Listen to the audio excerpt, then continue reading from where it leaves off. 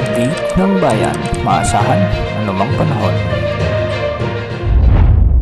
Magandang araw po sa ating lahat. Narito lang pinakuling update sa magiging lagay ng ating panahon sa mga oras na ito at sa mga susunod na araw. Sa kasalukuyan ay umiiral ang southwesterly wind flow. Ito yung hangin na nanggagaling sa timog kanluran at nakakaapekto ito ngayon sa kanlurang bahagi ng Southern Luzon. Samantalang easterlies naman ang nakakaapekto sa nalalabing bahagi o sa silangang bahagi ng ating bansa.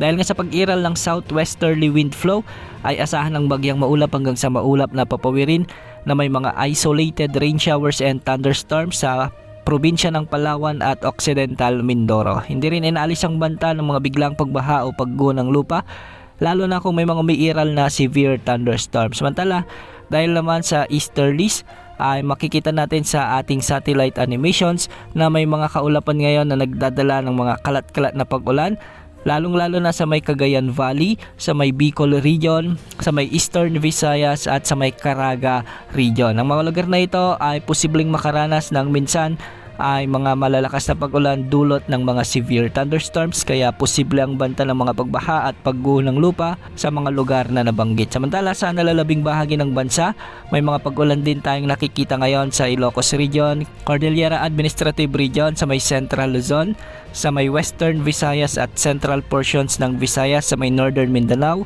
sa may Sorsogon at ilang bahagi ng Zamboanga Peninsula, sa ilang bahagi rin ng Davao Region. Dulot naman ito ng umiiral na localized thunderstorms. Mag-ingat rin po sa banta ng mga biglang pagbaha o pagguho ng lupa, lalo na kung may mga umiiral na severe thunderstorms. Samantala, nalusaw na yung low pressure area na ating minomonitor sa kanluran ng bansa at wala na itong direktang epekto sa anumang bahagi ng ating kapuluan. Base naman sa long range forecast, sa mga ginagamit nating wind models ay wala naman tayong namomonitor na nagbabantang panibagong LPA o bagyo na posibleng magdala ng pangapag-ulan at masungit na panahon sa susunod na 3 hanggang 5 araw sa ating bansa.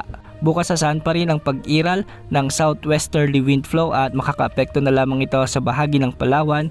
Samantalang easterlies naman ang magiging dominanting weather system sa mga susunod na araw sa ating bansa, kaya maalinsangang panahon muli ang ating aasahan.